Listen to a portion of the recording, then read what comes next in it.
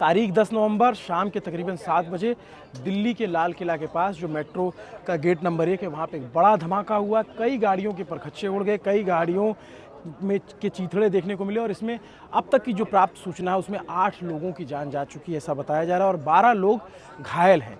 ये धमाका हमारे थोड़े ही पीछे यहाँ पे देखेंगे, अभी एरिया को कॉर्डन ऑफ कर दिया गया है और इधर देखेंगे पुलिस की बस लगी है, पुलिस के सैकड़ों जवान यहाँ पे तैनात हैं और उसके पीछे जो है कई सारी गाड़ियों में ब्लास्ट हुआ। मैं और मेरे साथी, मैं अभिनव पांडे, मेरे साथी विनय सुल्तान यहाँ पे स्पॉट पे आए हैं।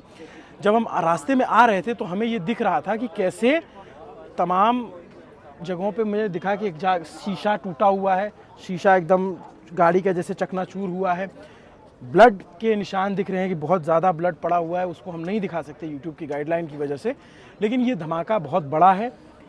फौरी तौर पे इसे सीएनजी धमाका कहा गया, कि सीएनजी में ब्लास्ट हुआ है, लेकिन इसकी इंटेंसिटी देखते हुए आतंकी हमले से भी इनकार नहीं किया जा रहा, उसकी आशंका जताई जा रही। हालांकि पुलिस ने, हालांकि जो है प्रशासन ने, हालांकि सरकार ने, किसी ने इस बात की पुष्टि नहीं की है कि आतंकी हमला है। अभी तक कोई अपडेट नहीं दिया गया है, लेकिन आशंका जिस हिसाब से उसकी इंटेंसिटी है, जिस हिसाब से लोगों की जान गई है, जिस हिसाब से लोगों की कैजुअलिटी हुई है, जब अस्पताल में ले जाएंगे। हमारे साथ विनय सुल्तान है, विनय बताएंगे। विनय, हम थोड़ा सा इधर आ जाते हैं ताकि तफसील से, क्योंकि विनय हमारे साथी इन जो है सुरक्षा मामलों पे और तमाम चीज़ों पे काम करते रहते हैं।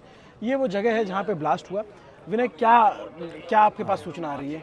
देखिए अभिनव, पिछले तकरीबन 6 से 8 महीने से लगातार ये बात हो रही थी कि दिल्ली में या भारत के बड़े शहरों में जो कश्मीर का थिएटर है, उसके अलावा कहीं भारत के बड़े शहरों में कोई ना कोई आतंकवादी वारदात जो है उसको अंजाम दिया जा सकता है।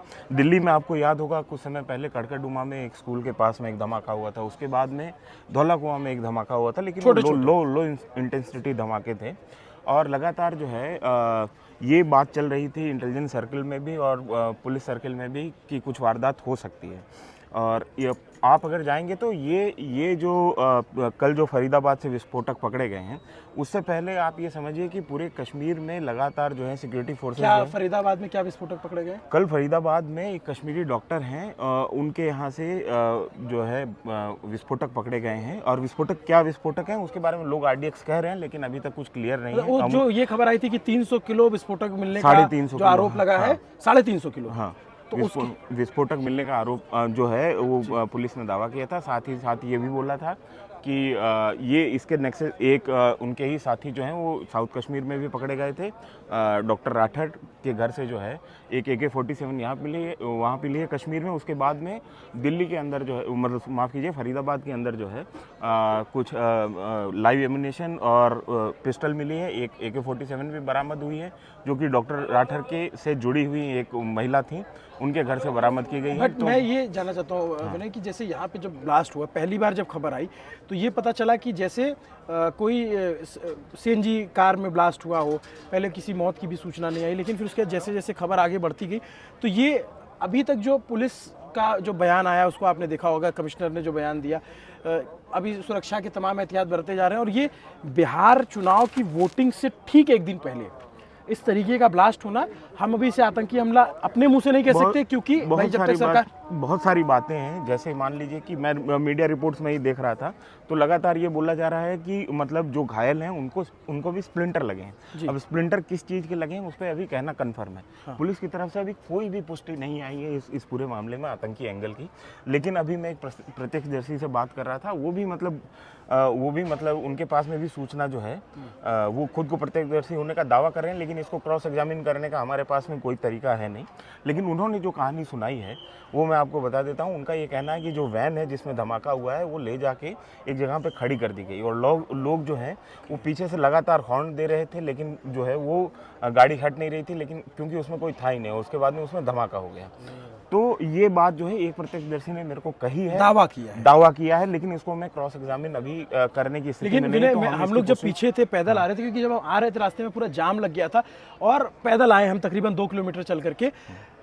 जब इससे 1 किलोमीटर पहले थे वहाँ पे, तो हमें वहाँ दुकान वालों ने बताया कि धमाका इतनी ज़ोर का था कि वहाँ तक दुकानें पूरी हिल गई थी, लोग डर के मारे अपना शटर बंद कर लिए थे, लोग अंदर चले गए थे, लोगों को लगा कि ये अचानक से क्या हुआ है। और ये जो इलाका है ये बहुत भीड़ भाड़ वाला इलाका है, बहुत ज़्यादा यहाँ पे चहल पहल रहती है और शाम के वक्त तो बहुत ही ज़्यादा चहल पहल रहती है।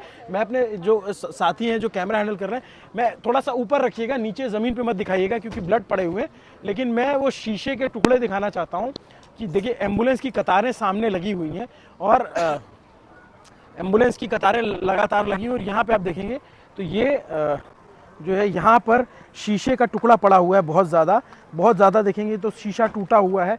और इधर साइड में हम नहीं दिखा सकते क्योंकि इधर बहुत ज़्यादा ब्लड पड़ा हुआ है, तो मतलब वो गोरी डिटेलिंग और यूट्यूब इसको मना करता है। लेकिन ऐसा लगता है कि कोई या तो भागते हुए वहाँ गिरा हो या फिर अगर किसी, क्योंकि ब्लास्ट में हो सकता है कि कुछ उड़ा हो, कुछ बॉडी पार्ट इधर आया हो। लेकिन 8 लोगों की जान जाना ये अपने आप में बहुत ही सवालिया निशान लगाता है। अगर ये आतंकी हमला है, मैं कोई एक्सपर्ट नहीं हूँ अभिनव इस मामले में, हाँ, और अभी किसी इस बारे में कुछ भी कमेंट करना बहुत जल्दबाजी है। लेकिन मैं 2-3 चीज़ें जो हैं, क्योंकि मैं मतलब इंटेलिजेंस की दुनिया को कुछ समय से कवर करता रहा हूँ, तो आप देखेंगे कि 31 अक्टूबर को जिस दिन सरदार पटेल की जयंती थी उस दिन NSA का लेक्चर था, है ना। और NSA का लेक्चर था, उन्होंने एक बात बहुत जोर दे के कही कि कश्मीर का अगर थिएटर छोड़ दें तो 2013-14 के बाद जो है मेनलैंड जो इंडिया है, जो हार्टलैंड इंडिया है, उसमें आतंकवादी हमले होना बंद हो गया है।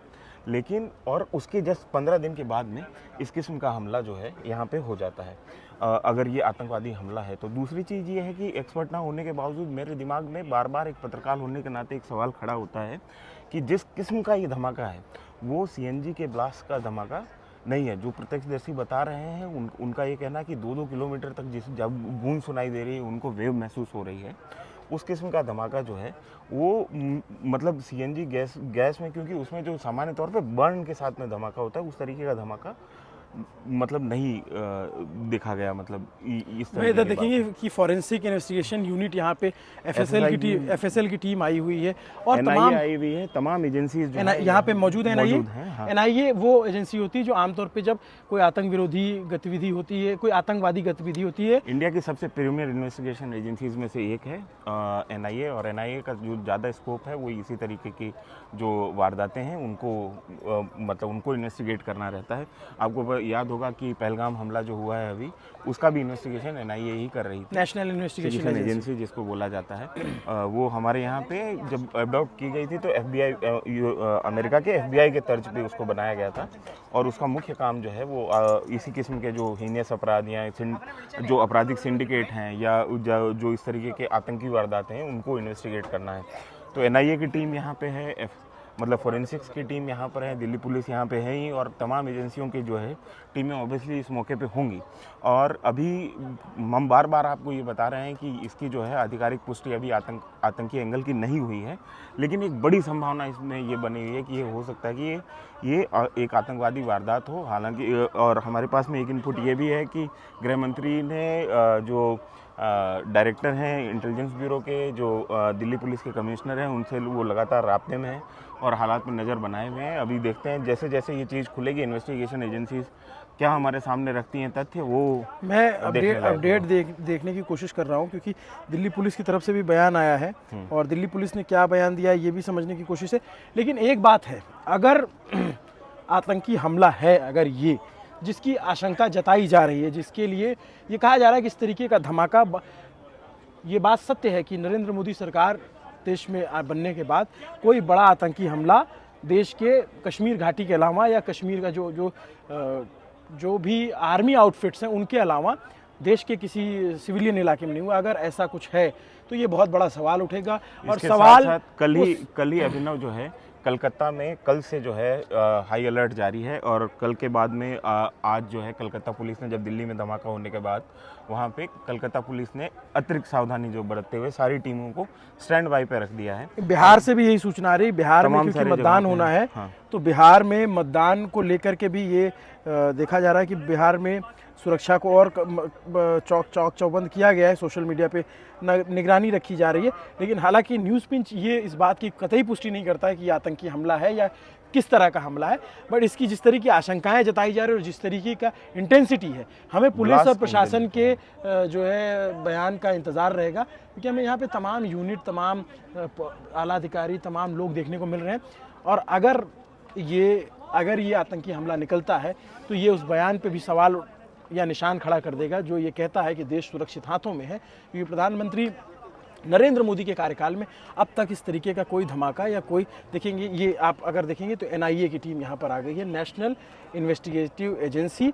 इस एनआईए की टीम का आने का मतलब है कि आतंकी एंगल से जांच हो रही है, इसमें अब कोई संदेह नहीं रह गया है। एनआईए की टीम अगर मौके पे है तो सरकार इसको आतंकी हमले के तौर पर प्रथम दृष्टया इसकी आशंका जताते हुए सरकार भी इस पर काम कर रही है, इसीलिए एनआईए की टीम यहाँ पे आई है और जांच शुरू कर रही है।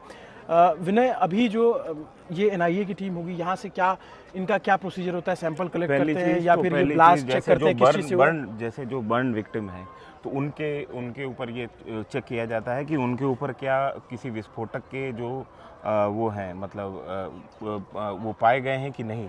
और दूसरी चीज़ ये है कि स्प्लिंटर, जो जैसे कि सामान्य तौर पर होता है कि आईडी भी है या आईडीएक्स भी अगर कोई लगाता है तो उसमें स्प्लिंटर खूब डाले जाते हैं ताकि उसका जो है वो ज़्यादा से ज़्यादा उसका नुकसान हो। तो वैसी स्थिति में जो है ये दोनों चीज़ें और तमाम सारी जो है, हाँ, वो तमाम तो जो घायल हैं उनको फिलहाल की जाती है, घायलों को फिलहाल एलएनजेपी अस्पताल ले जाएगा। एलएनजेपी प्राइमरीली, जो ज़्यादा कुछ लोगों का यहाँ पर भी इलाज हुआ है जो कम घायल थे, बाकी लोगों को जो है एलएनजेपी हॉस्पिटल लेके जाया गया है।